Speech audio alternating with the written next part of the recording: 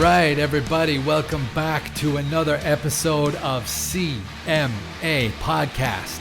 How is everybody doing?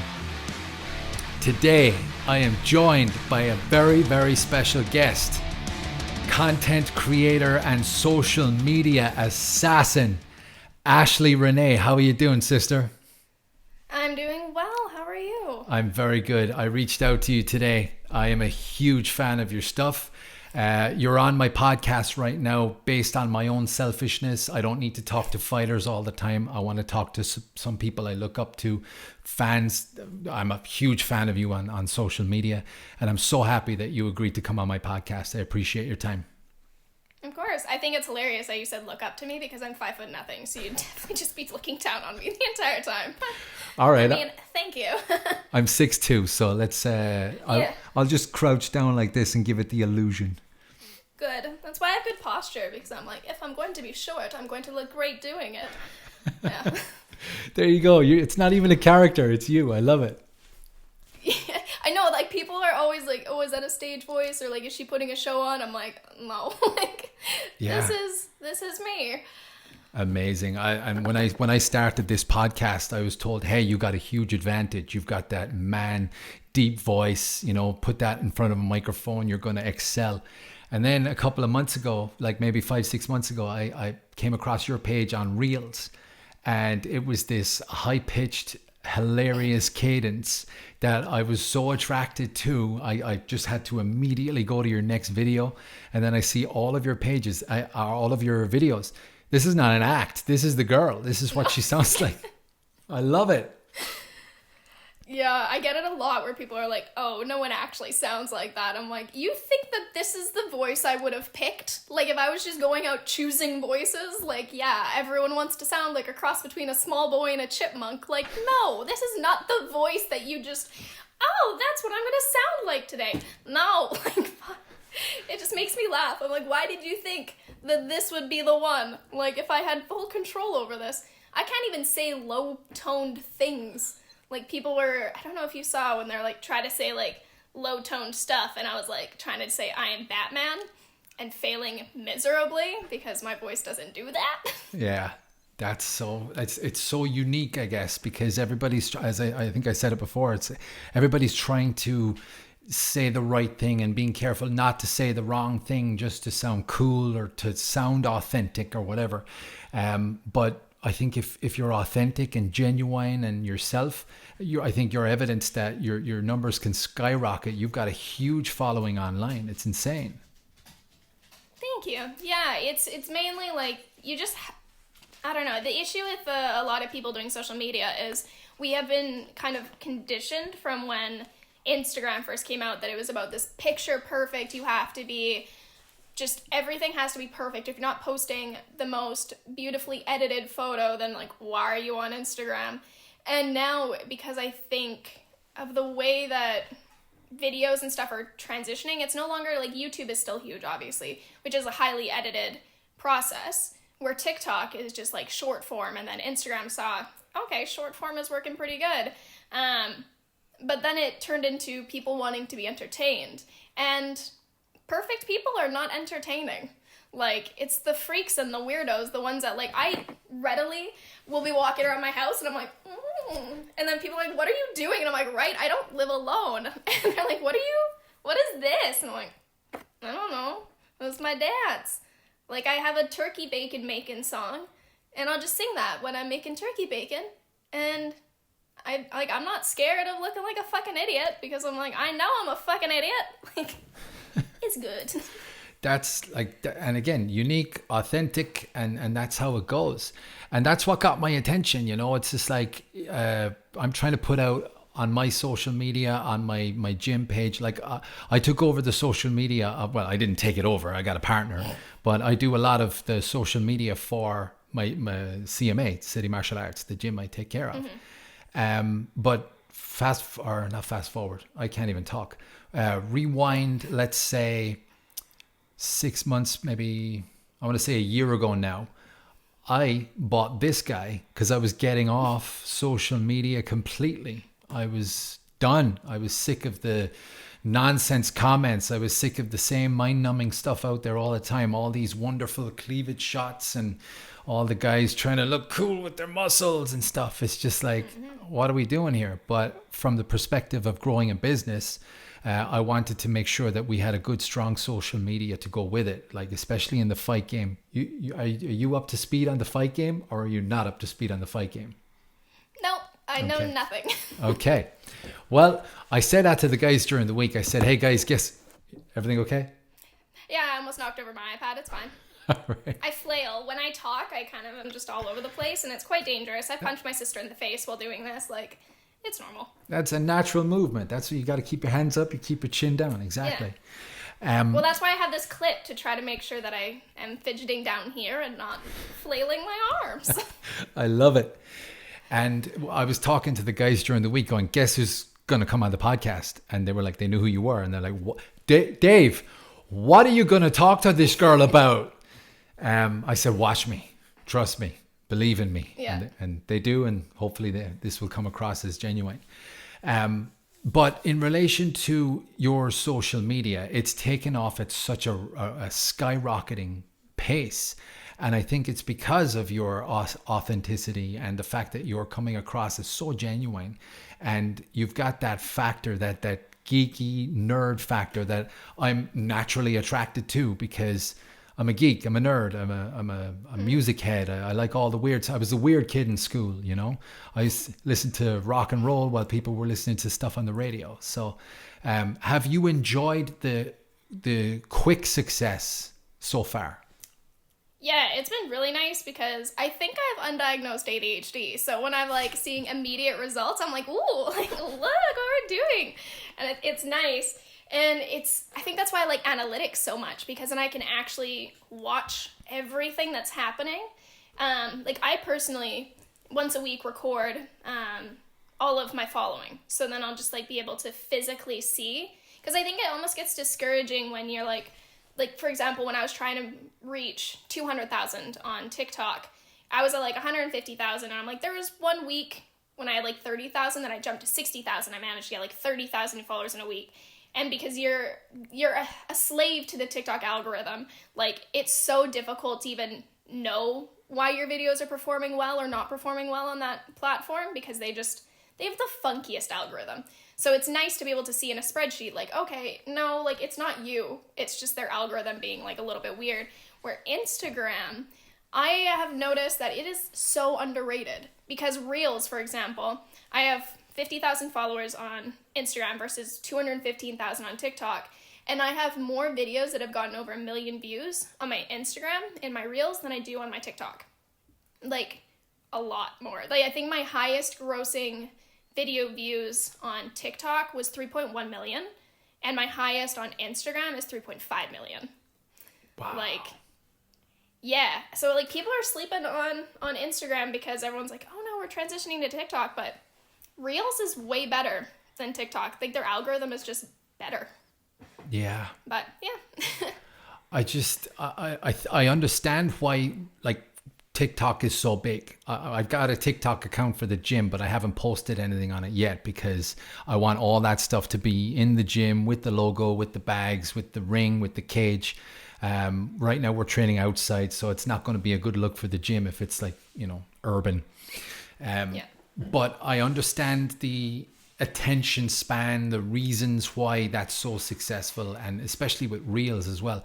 I find myself, when I want to just relax, lie back on the couch, and just every 10 seconds, you know, it's a new one. And if it's something I don't like, you just go to the next one. And then some people like you show up, and it's like, all right, I got some entertainment here. Let's go. Let's go for it. Just binge all over But videos. it's funny. Yeah. Well, and like that's the thing about being on social media is you have to kind of monitor your time as well. Like for me, same thing. I love just sitting there and being like, what's going on? But then you also realize you're like, I'm wasting a lot of time doing this when I should be making my own content. So you kind of have to like police yourself a little bit, which sucks, but whatever. Yeah. I also would rather spend a little bit more time responding to people in my DMs or in my comments versus just scrolling, because like at least that's beneficial to me as well. Is like the more you engage with your community, like the stronger your community is going to be.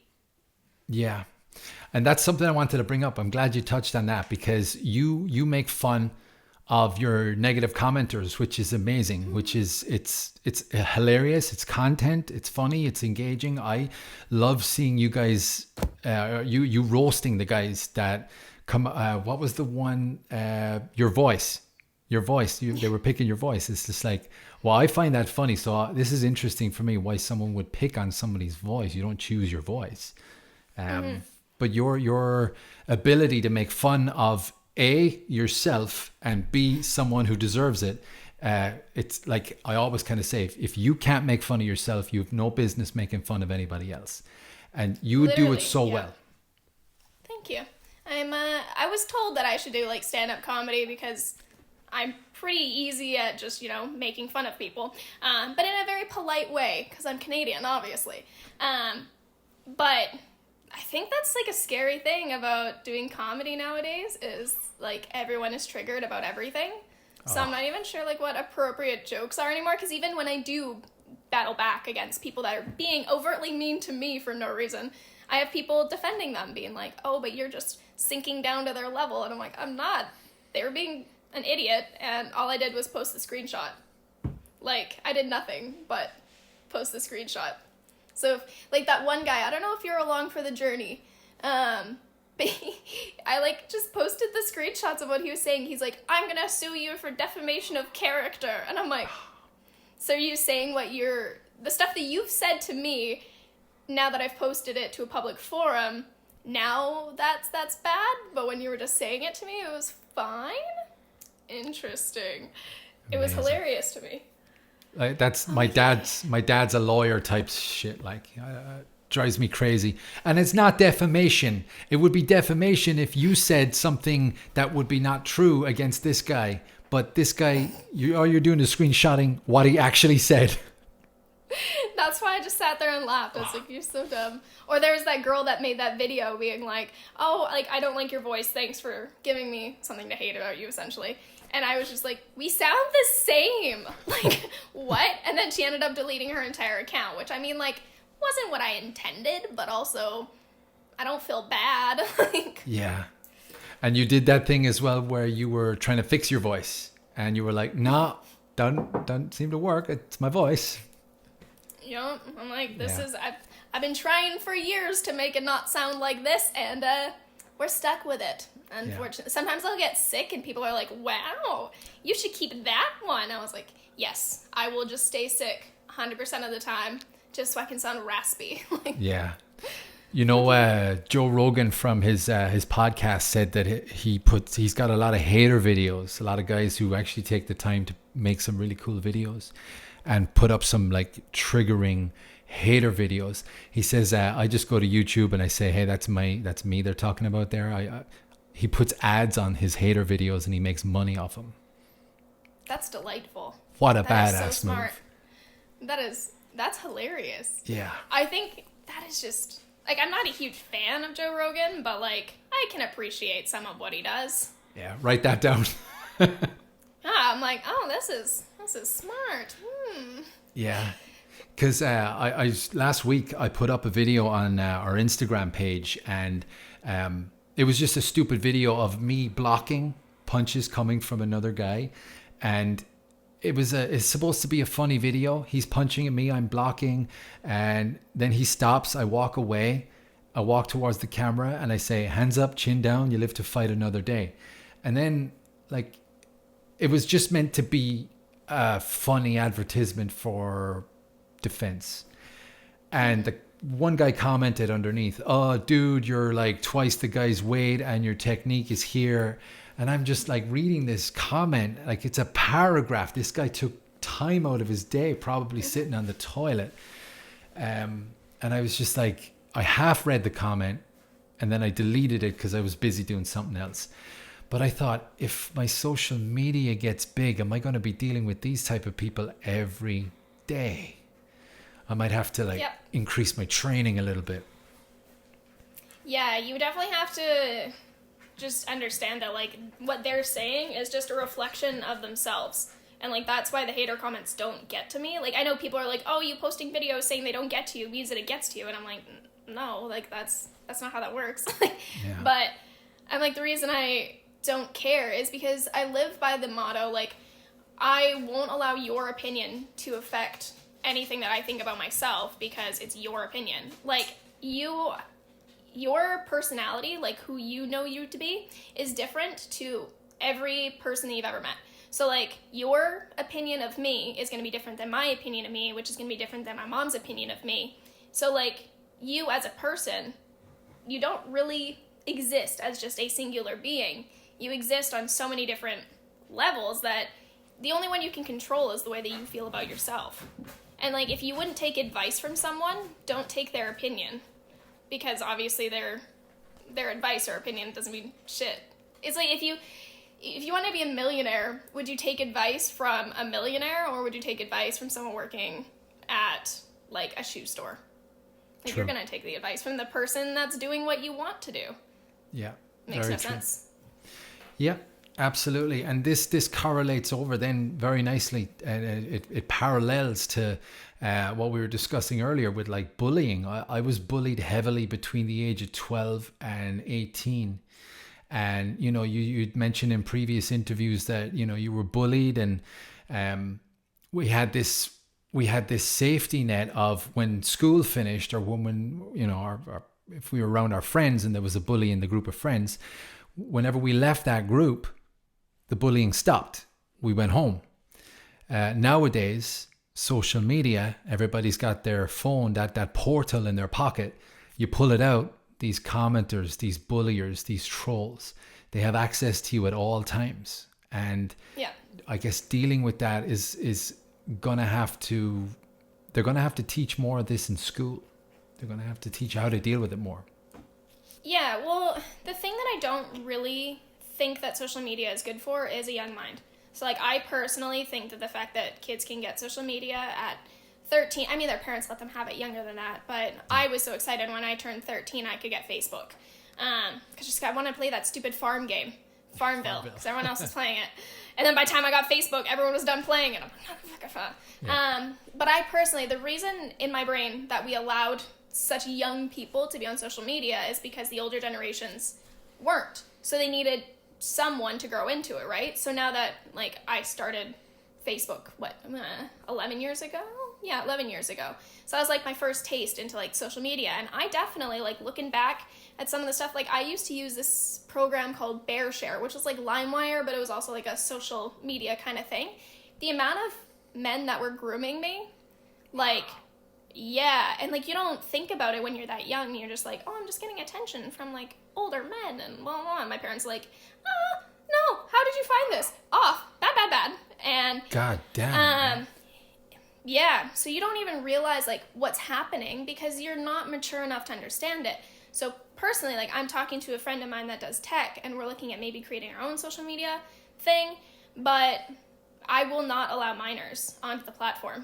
Mm-hmm. Like, if you're not 18 in most places, I mean 21 in the States or whatever, you can't drink alcohol. So why are we allowing you to me, like, social media is a mind-altering substance as well. I mean, it's addictive.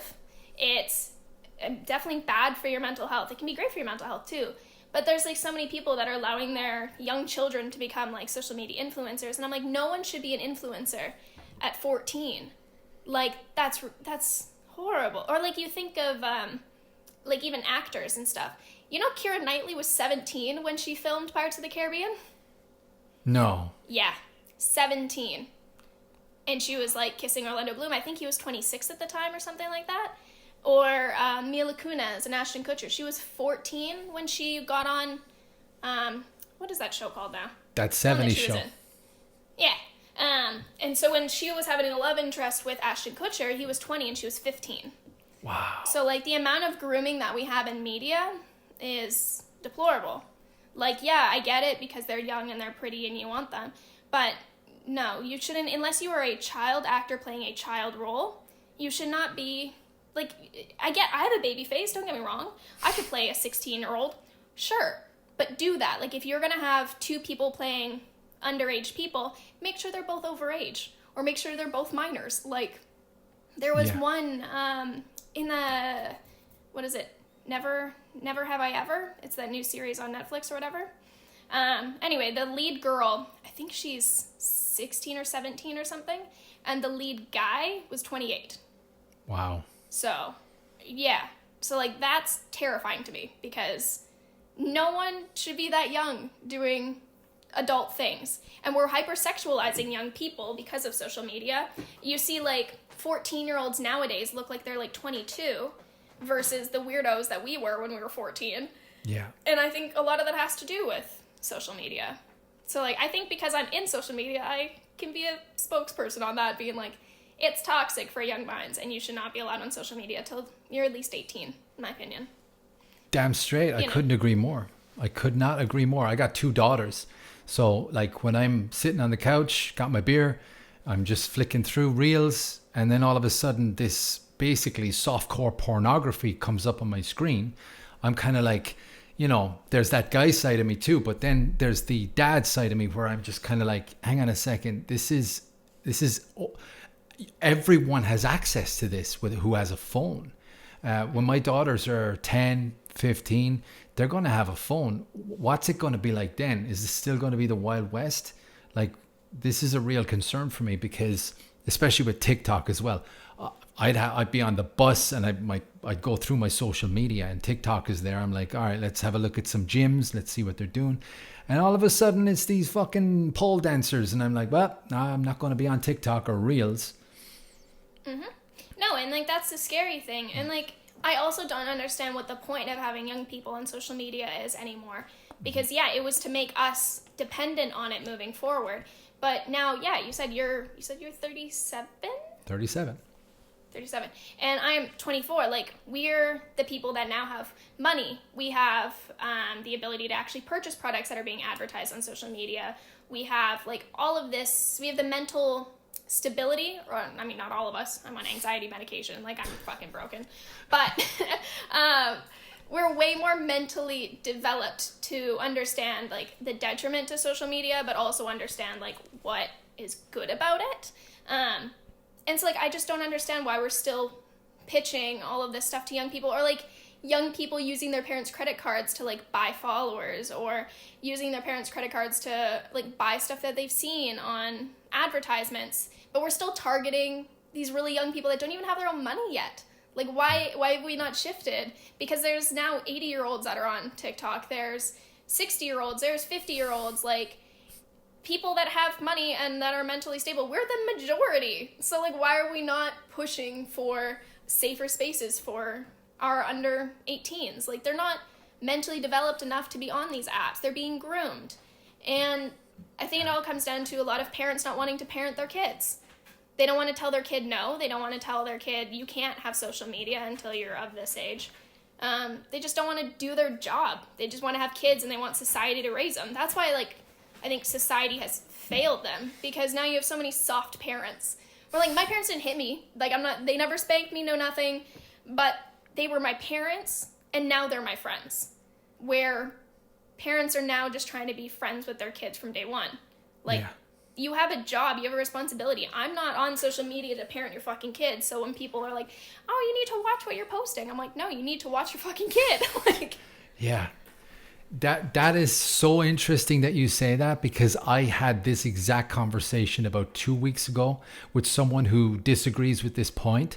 It's so, like, we're taking away, I don't want to go political. I hate going political on on this podcast especially, but we're taking away accountability and any sort of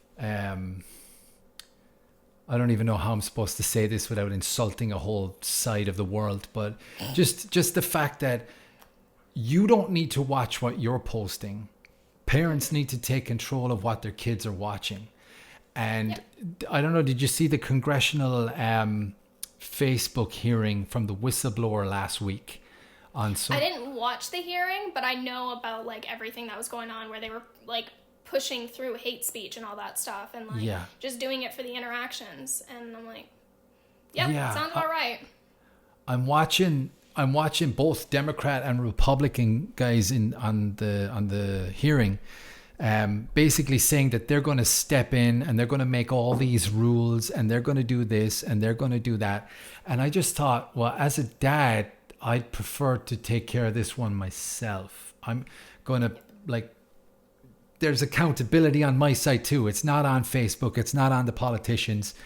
And especially with cyberbullying, I got to be able to talk to my kids and say, hey, listen, you completely ignore this shit. Don't interact. Don't even read it. And, I think, where are we going to be in 10 years when this is a problem for me? Because right now it's like, I really see the effects of it.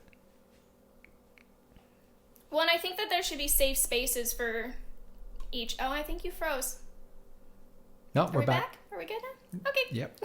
You just froze there for a second, so I was like, oh.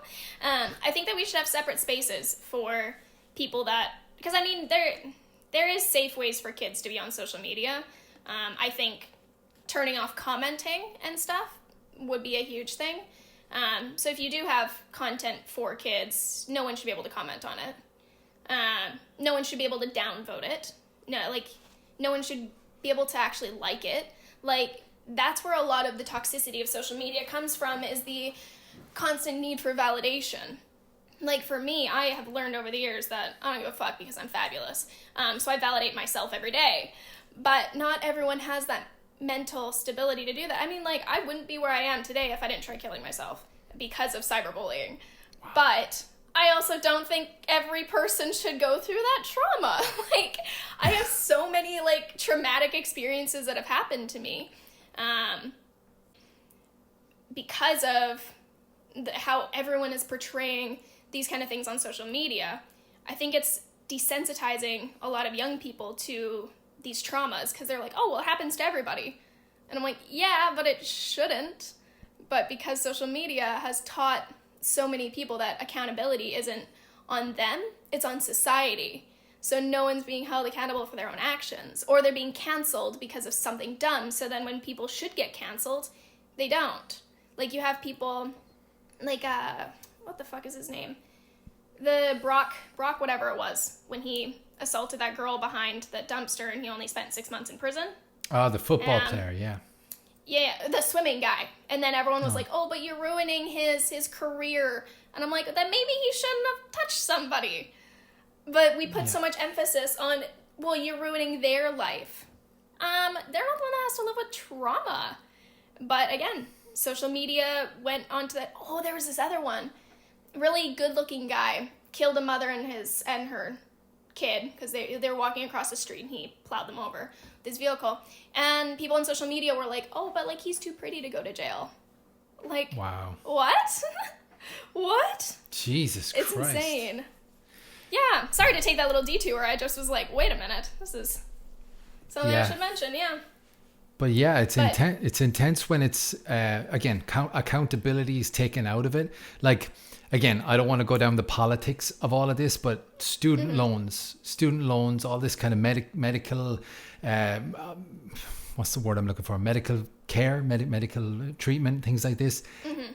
People are looking for free everything. Whereas a lot of people are kind of, you know what? You got to work for it. You got to put in the hard work. You got to do all this kind of stuff. And then you get your loans paid back. You get whatever treatment you want as deemed essential by whoever.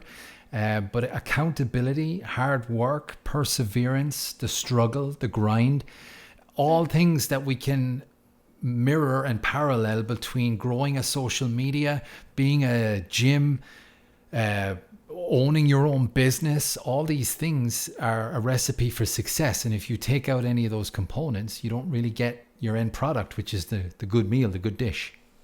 Mm-hmm. Well, and that's the biggest thing about that I've noticed growing on social media is I've had so many people that were quick to tell me how easy it is. And I'm like, then why don't you do it? Yeah. Why aren't you doing it? If it's so easy, if anyone can do it, then do it. Yeah. And they're like, oh, but I don't have the time. And I'm like, oh, so does that mean that it's more difficult because you actually have to put in time? Because I'm like, interesting. Where you go to your 9-to-5 job, you just show up, do your thing, go home. social media, I'm constantly doing something, whether it be posting a dumb story or batching out content or coming up with ideas for content or talking to people in my DMs or my comments or doing podcasts, doing interviews. Like I just got invited to go to Fashion Week, so now I have to plan a trip to Vancouver short notice and try to get all that sorted. And I've incorporated my business recently, so now that means get an appointment with the bank, and then once the appointment with the bank is all done, then I have to go talk to my accountant to figure out a pay structure, and then after that I got to talk to my financial advisor. And I'm like, people don't realize it. There's a lot going on behind it if you're doing it right. But that's the biggest thing, if you're doing it right. Because I have a lot of friends that do social media as well, obviously, meeting other creators, and they're not monetizing, or they're not monetizing correctly. And I'm like, it's great that you have one stream of revenue coming in, like I do OnlyFans, but I don't post nudes. And people are like, there's no way you can make money doing that. I was like, there is, if you're smart about how you advertise it, essentially. So like, if you go to my page, rarely do you see like any like super thirst trappy kind of stuff. Like, I don't post bikini pictures, I don't post anything with like cleavage, nothing, because now I've created a demand for it. So now I control the supply, and I just increase the demand by tossing in like the occasional like thirst trap or whatever. But I have a friend that does OnlyFans, has like a full thing, and he does the part of it, like the whole thingy, being flipping, the little thingy being flipped out all the time. Had to unfollow him from Twitter because like every other like scroll, I'm like, I don't need to see it. Like, why is this being posted on Twitter? Twitter apparently doesn't censor that kind of stuff. Yeah, but him and I are making the same amount of money. Wow. And he's doing like full corn, and I'm not even posting things that like people deem risque. Yeah, you said you get it approved from your parents. Yeah. Or not even approved, but just something that your parents would see. Yep, I've shown it to my grandmother. My grandma's like, get that money. And I'm like, thanks, Grandma. There you go, the approval. Well, like, you're not going to be hot for the rest of your life. So you might as well use your youthful glow while you have it, right? And I'm using the money that I'm making from that to invest in other business ventures. And I think that's what separates me from an influencer, is I like to call myself like a content creator or entrepreneur or whatever, because I am diversifying my income strategies. So then if one collapses, then you still have multiple, so you can keep doing content creation full time, because you don't have to worry about your finances. I think that's why a lot of people fail with content creation, is they're unable to monetize it. So then they get spooked and they're like, well, I can't do this. Like, you can. You just got to put in the leg room, or not the leg room. What is the foot thing? Why can't I remember the leg work? Leg work, yeah, leg work. Yeah, you got it. I was like, it was in there. Leg room. Yeah, just put leg the room. leg room in there. Okay.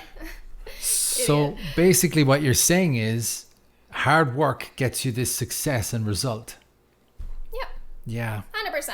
Like, even if it doesn't look like hard work to other people, it doesn't mean it's not. Like, I think our society has brainwashed us into thinking that you need to be killing yourself, working hard for someone else to be successful.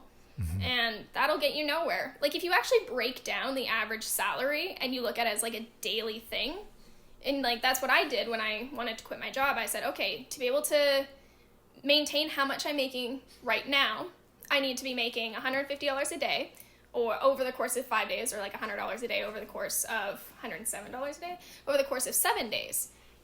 And when you break it down, you're like, I thought I was making good money. But then you realize that you're working for 8 hours a day and you're making $100. And you're like, that's going out for a nice meal. I worked an entire day to go out and eat a steak. Like, isn't that insane when you think of it like that? It's bonkers to me. Yeah, when you break it down, it's just like, hang on a minute. What am I doing with my day for this? I don't know. Yeah. Crazy. Well, like someone that makes, like I was making $19 an hour, and I'm like, okay, so I work for 1 hour and I can pay for a meal, but I can't even get a drink to go with it. Okay, so now you want to get you want to get a bottle of wine because they're like $30 at the restaurant, and food. So now you're like, okay, my total's going to be like $70.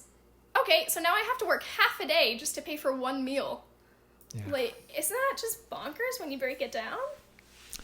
Yes, it is. And I think we've been programmed or just shunted in that direction to think that this is life and this is the way things should be. And then there's people like you that break through that and then have some form of financial stability at the beginning. And then all of a sudden you just see this skyrocketing, hey, I can do what I want. I can get like a private jet if I want. I don't know if you're there yet, but if you are, Godspeed. But yeah, it's a strange situation to be in where we're programmed to be part of this rat race, this 9 to 5. Whereas if you put in the work and invest in yourself, hard work, perseverance, a little bit of luck dropped in there at some point. You said something in one of your previous interviews that I found, I rooted out online, that one of the roadblocks for you that I'm experiencing myself is help from your local community with your makeup. Yeah, you don't get any help from your local community. As soon as you realize that the people that are supposed to support you aren't going to, the quicker that you can grow. Because when I first started trying to do makeup artistry as like a thing, I wanted to do the YouTube videos and stuff. I was still nervous about my voice at that point. People are like, oh, we support you. We fully support you. So I launched a makeup line at 19, I think I was. So I sank $7,000 into that, and I saw like a $2,000 return because all those people that said, we're going to support you, we're going to buy your products, never did. Never. So now I still have product years later that I can't use because it's not like ethical. So I mean, I did learn from that if you're going to launch soft. Don't launch so hard. But yeah, I've learned that you get no support. Like that photo that I just posted that got just shy of 20,000 likes. It got like 19,600 and something. Like we're peaking. Out of those 20,000 people that liked that photo, I only follow 12. So 12 people out of that were people that I knew. Wow. Yeah. So like the quicker that you realize that people don't give a fuck about you, especially people that are close to you, because it's known as like a small town mentality, is that like people want to see you succeed until you surpass them. And as soon as you start surpassing them, then they hate you a little bit. And you just got to realize that strangers on the internet are way more supportive. Yeah. You know how I relate to this so much that I can't actually talk about it the way I want to talk about it on a podcast. But basically, yes, I need people to be at the gym. Our basically what happened is our gym had noise complaints, and we kind of used this to get out of the lease that we were in, because it was just at the start of the pandemic and we were like about to go into lockdowns. And we got out of the gym, we got out of the lease. It was a very nice transition out. We train outside, and I understand people don't want to train outside, they want to be in a nice space, but it's a pandemic, you got to adapt, you got to move. But numbers dropped, and I wanted to grow the social media with this huge outdoor following. We were asked to wear masks at one point. We did for a little bit, but when you get punched and you're wearing a mask, unfortunately the mask goes above your eyes, so the next punch you don't see coming. But I need more people at the place where we do the training outside, so that I can post pictures, so that I can create content, so that I could do all this kind of stuff. But a lot of people are like, call us when you get a gym space. And I'm like, cool, thanks for the support. Nice one. Even my mentors, my friends who I want to subscribe and comment and like and share to the podcast haven't watched one of my videos. I'm like, again, thanks guys. So yeah, I get it. I'm with you. I know exactly how that feels. And like to celebrate your milestones and stuff, like people that follow you on social media are way more happy for you with stuff. Like me hitting like 50,000 on Instagram, I was like, fuck yeah, I sent that to like a bunch of people. And out of the people that I've met through doing social media, because I do chat with like a lot of people, I usually have like 60-ish conversations going on at a time. Like it's a lot. But that's why it takes me like days to respond sometimes, because I'm just like, ugh, people don't want to. But yeah, I'll send it to them and they're hyping me up. They are full caps. They're like, fuck yeah, you're killing it. And then I'll like send it to like some friends from like school. That's a lie. I don't have friends from school. I'll send it to people that I met organically in the community, and they're like, cool, good for you. And I'm like, thanks. Yeah. It's a harsh part of it, and you're exactly true in what you say. You get to a certain point where you're like, and then this starts to become a little bit more nasty hatred, not hatred, but negativity starts that's popping in there. But yeah, I mean, I fell in love with your content. It is so funny. You are so authentic and genuine, and you know, I'm reaching out to so many, and then you responded to my reach out. I'm like, what? This is so funny. But yeah, I thank you so much for coming on this podcast. It's really cool to just talk to you even before we were recording. That was pretty sweet. Yeah, well, and like you did one thing that I highly recommend to anyone that's trying to like get in touch with somebody is you messaged me multiple times. You were just like, hey, still here, hey. And I'm like, thank you, because I get so many DMs in a day. Like on average, I get, I would say 75 to 100 new DMs a day. So like if you're not constantly being like, I'm still here, like I might miss your message. And it's not because I'm like trying to be a bitch.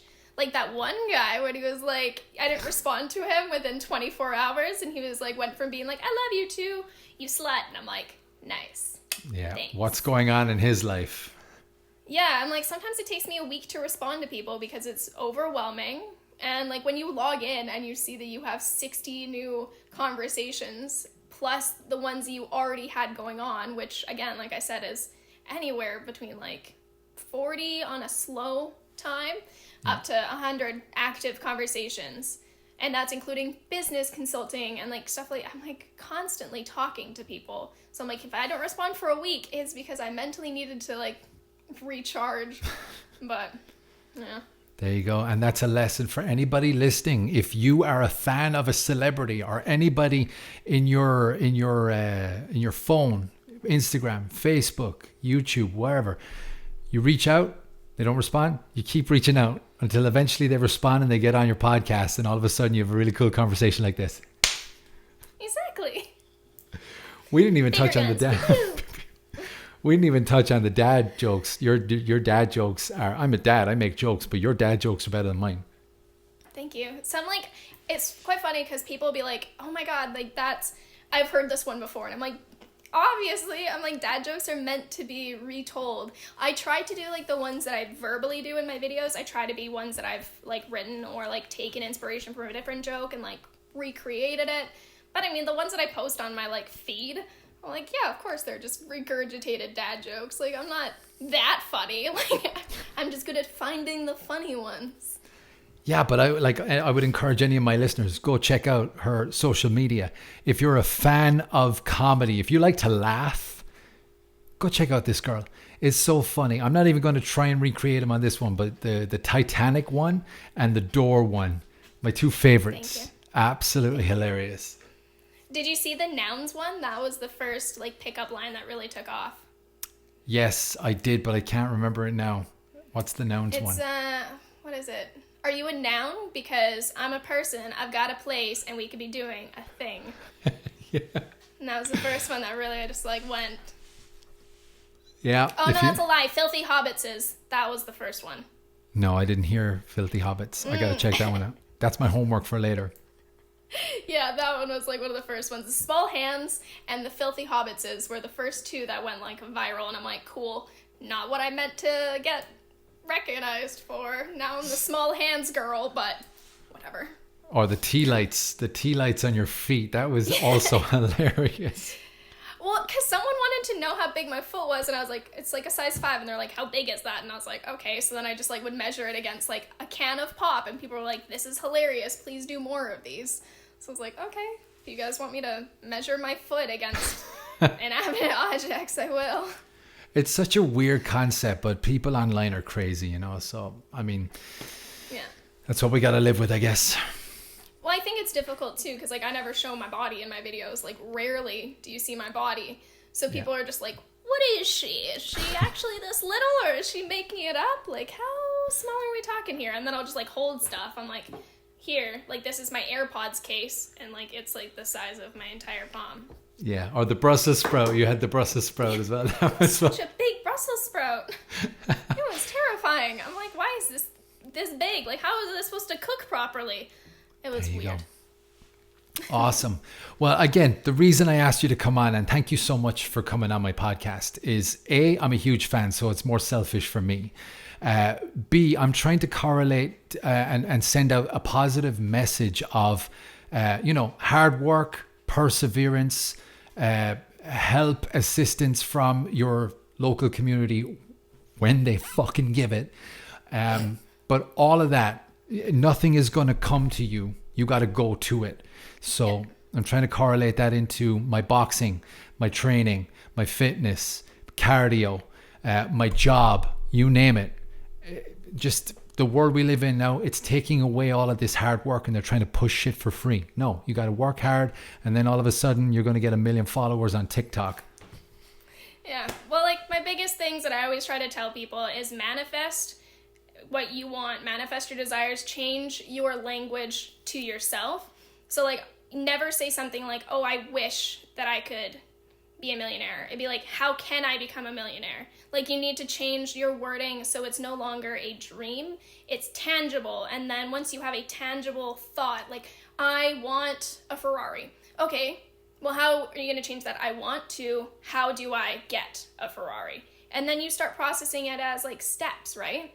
So like I'm going to be launching some like things on how I grow on social media. I'll be doing like courses and stuff. So I will go into detail with all of that. Like for years I said, I'm going to be famous. I don't know what for. I'm going to be famous. I'm going to be rich. And I don't know why, but I kept saying it. And now what's happening? I'm literally becoming well known just for being me. I'm living my dream. I'm being paid to be me. Balling. Because I manifested it. Like you have to think of the way that you're perceiving your own thoughts.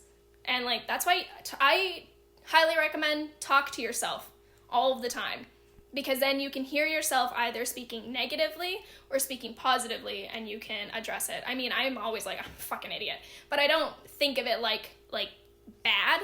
I'm saying it like, yeah, we all make mistakes. We're idiots. We're all stupid. Like even the smartest person in the world is fucking dumb. Like we're all just dumb in different ways. So you just got to understand where you're dumb and make it work for you. There you go. Find out where you suck and then fix that. And then I guess. Or just lean into it. One of the two. I love it. Ashley, thank you so much for coming on my podcast. I really appreciate your time. Awesome. Yeah, thanks for having me. It's been It's good. a pleasure. Guys, please do me a favor. If you think I'm fucking awesome, hit the subscribe button while she fixes her hair. Hit like, hit share, hit comment, do all that wonderful stuff that will make me famous so that people ask me to go on their podcast and be all cool. Am I right? Of course. Awesome. Can we end with finger guns? Yeah, of course. Pew, pew, pew. Rockin'. Take care of yourself, Ash. Appreciate your time.